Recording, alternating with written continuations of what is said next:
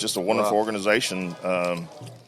So, yeah, it's been... That's neat. You guys are bringing in new organizations and charities and causes that y'all can do something that need, that you're needed. You know what I mean? So that's good. So when we started, it was always our organization was a partner with other charity events that gave to children, veterans, and disabled. Right. And Special Olympics has been a big part of me and my wife's life for, I guess, about 12 years. So they come in. It's if you try to get in early if you can, because if you get in early, you get to watch. It's called the lighting of the pot. We have a Special Olympic athletes come around, and they will have the torch. They will do a roundabout around all the cook teams. They'll come in and they'll light that pot. We'll say a national anthem. We'll have a good prayer here, and bless the day. And then we're gonna have some skydivers come down, and so make sure y'all try to get here early. Yeah.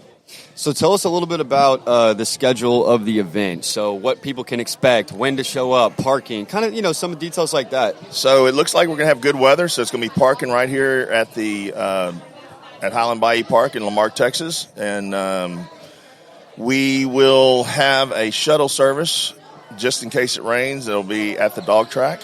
And that's actually going to be by some of our friends at Texas Adaptive Aquatic Sports, right? That's right. That's one of our organizations that we give to. They're actually going to be doing our shuttle actually down here. Right, So you don't worry about where you park. We'll have somebody come pick you up, and just make sure you tip them good, because all the money goes to a great organization. Yep. You want to talk a little bit about TAA? So basically the organization, it's incredible what they do for disabled children. I mean, I don't even think you have to be, a child. Anybody that wants to get out there and be involved in water sports that is, maybe a little bit, has some limitations. They really help out. They have awesome causes for people to still enjoy things on the water, so they can get you out there skiing or doing different things on the boat and sailing. And there's just all sorts of different things they're involved with, where they're able to allow people that have certain limitations and disabilities to still be involved in these activities and have a good time and partake and be a part of it. So I know Gary Bolton is a big advocate for the program, and he's going to be out here. He's a big promoter for the Big Ass Crawfish Bash as well. And so, it's just a great organization that, Roger's been involved with for, 25, 30 years now. That's just made a huge difference in the water sports community with disabled people. So, absolutely. It's crazy how small this world is. We get into different organizations, and one of my top sponsors, Intense Services, is owned by Chris Walmack, and Chris Walmack lost his legs from a train accident. Oh, wow, yeah. And he was one of the first people out there on skis with is it Red? I'm not sure. Okay. Yeah. But it's with Roger and them. I think it's Red, one of his partners. Sure. But anyway, he was one of the first one. Now he's over here doing this for us, and so it's been awesome. We got some great sponsors that come out here and help us out.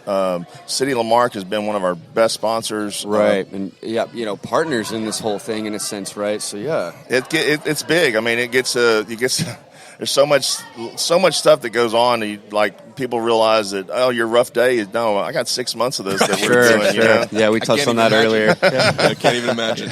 It's a big event to plan. Like you said, you guys. I mean, y'all can hold and plan on having 15,000+ people here. That's a lot of logistics, and just the police officers. I mean, just safety, parking, everything going on. I mean, there's a lot of vendors, and you've got people. Health district, TVC, volunteers. So vendors. definitely, if you see Quinn at the event, shake his hand, but don't take up too much of his time. Hey, I got fires to put out most of the day. Exactly.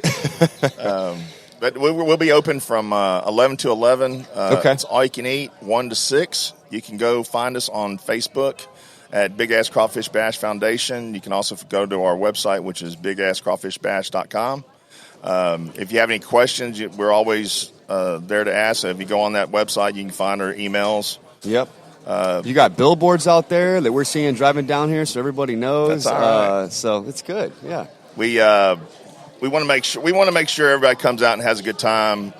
We want to make sure also that I talk about have a designated driver or Uber. Just make sure you don't drive home drunk after events like this, because these are huge events. It's an all-day event, and I just don't want anyone to get hurt on my watch. Absolutely. Yeah, make sure you eat plenty of crawfish. Give yourself some time to sober up, or make sure someone's driving you, or you call an Uber. Download the Uber app before you come out. Yeah, absolutely. So you mentioned how helpful the city of Lamarck, is putting this event on, but take a minute to brag about some of the other sponsors that are really helping impact this event and making it happen for us. We have a great sponsor, Waste Management. Then we actually Lamarck helped us out to get them. They do our dumpsters, and without dumpsters, this whole place would be completely messed up. There would be seagulls everywhere attacking everybody on the ground. So when we did that the first year, we had 3 dumpsters or maybe 4, and we had 4 extra piles of trash that we could put. Yeah,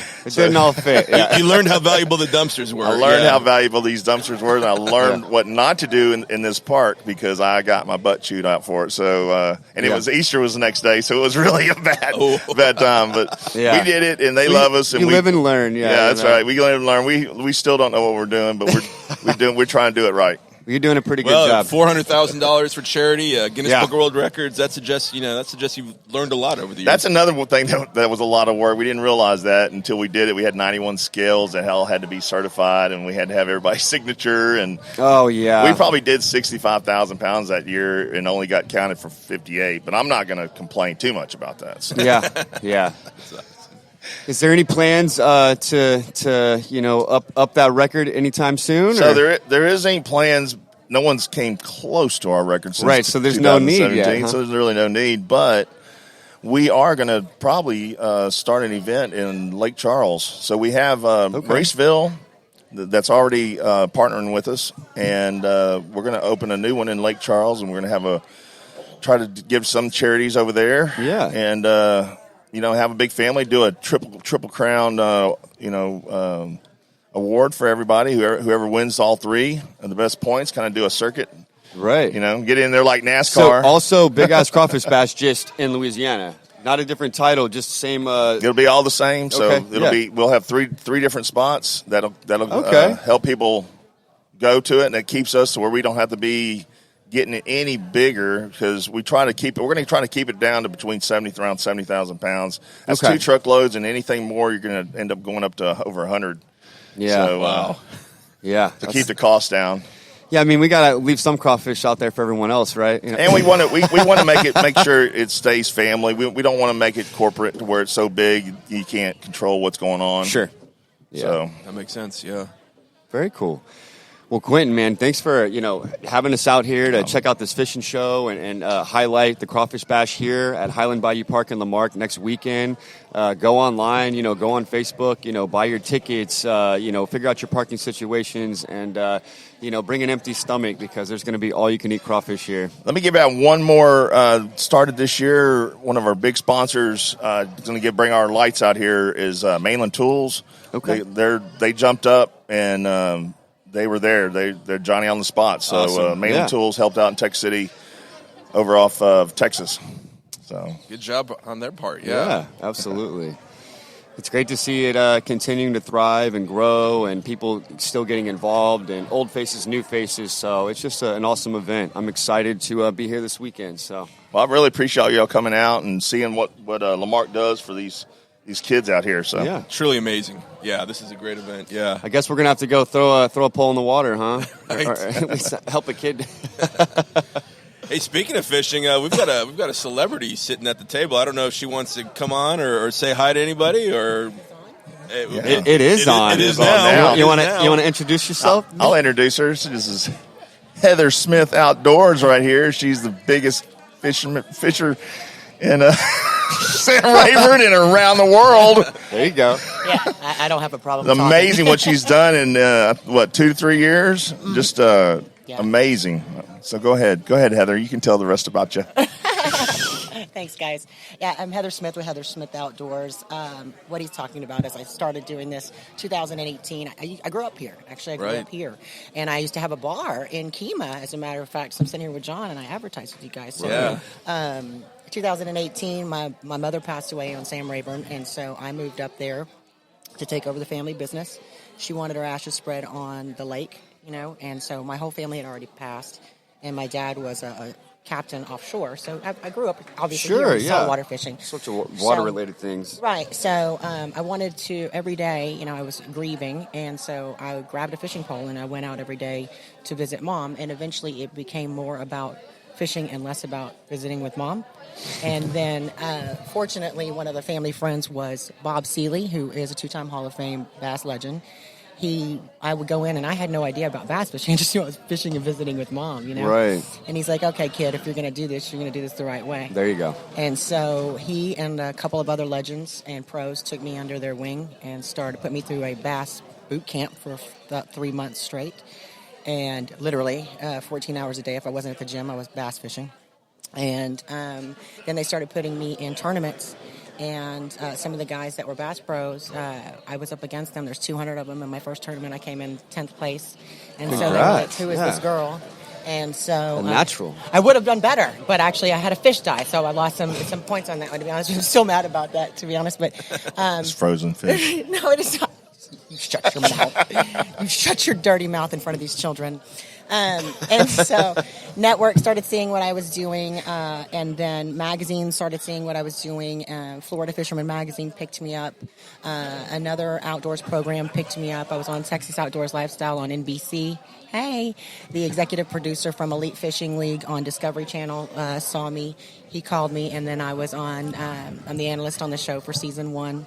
Then the co-founder of the Pursuit Channel, who also owns the Hunt Channel, reached out to me and asked me if I wanted to have my own show. So now I have Heather Smith Outdoors on the Hunt Channel. That's incredible, yeah. And I do everything with my kids. So they're running around here somewhere, right? Fishing, right? Yeah. They're here. Well, they will be in a second. As soon as I saw a competition, I was like, you guys need to round up. Let's go. So, hi. And so okay, never mind. I was like, does she want an autograph? Anyway, so we went to... so I fish all over the world. It's what I do. So I've been to Cuba. Can't help everybody wanting your autograph right now. Hopefully it's not a cop for a ticket. You know what I mean? But anyway, no. So I went up with Wicked Tuna. I fished with those guys. I fished with, down in Florida with a bunch of people. Jeff Caperton, whose new movie's out. I brought Quentin with me to fish in Venice, and so we caught. Yeah, I taught his wife how to fish. Actually, yeah, absolutely. The first thing she caught was a spinner shark. A shark nose shark. Yeah, she caught a shark nose shark, but it was spinning. It's about 8 foot. Yeah, it was awesome. And then he and I actually hooked up with tuna at the exact same time. We tripled up. Yeah, okay. And I have a video footage of us all eating the heart at the same time too. It was pumping. We were eating a raw heart. And that was really sick. And he got so mad at me because I had him cut the film whenever we actually did air it because I was gagging. Like, I was legitimately And I'm done. Eat that heart. Yeah, we're driving back, and he's like, this is how your show's going to be. I'm like, okay, it's my show, but yeah, okay. So, anyway, we were laughing, but... caught a bonefish, been to Cuba, caught a marlin in Cuba. Obviously, I fished the bass circuit. I just got back from Lake Gunnersville, Toledo Bend. So is that more of the competitive on the bass side? Yeah. And the other, I mean, you're competing and just out there fishing, but it's more of the tournaments is bass, right? My tournaments are bass. I do some offshore tournaments, okay. But that kind of slacked off. Last year, COVID really train wrecked that. Yeah. And that's, to be honest with you, that's fun when I have my friends that have their stuff and they're like, hey, can you fly out and be on the team? You know what I mean? And I'll go do that. But the Rayburn's in my backyard, and there's 3 levels of fishing and 3 different types of fishing, right? So you've got your inshore fishing for saltwater. I mean, there's actually more than that, but ones that I'm involved. Yeah. And so it's inshore fishing with saltwater, which I was the analyst on the show, which is the Pro Redfish Tour, the Elite Redfish Series. Now, I was just the analyst there. I do redfish. Obviously, we nailed some huge Red Bulls, bull reds in Venice together. But and I've been all over fishing for those. But I don't sit on the pro side on that side. So. Okay. Yeah. And then just having some fun, just out there catching some big fish. Yeah. Right. Yeah. And they are super fun. And anytime you get a redfish on there, or even a bull red. So the bull red. I'm just going to throw this in. The bull red, real. I've fished a lot, and I've never really caught a bull red before. Mm-hmm. And that thing, every time it saw that boat, it'd go another 50 yards. Oh wow! And it would take off, and I'd come back and. choo. Every time I'd see that white boat, choo. So it was about the 5th time it finally just wore out a little bit, and I'm wore out. I'm just sitting there trying to get this thing in. I'm like, all right, I'm done. I'm not done. I'm not with this fish. Yeah. Well, you know what was really fun was the tuna. Okay. But the tuna was great. The tuna did the same thing because he would look over at me and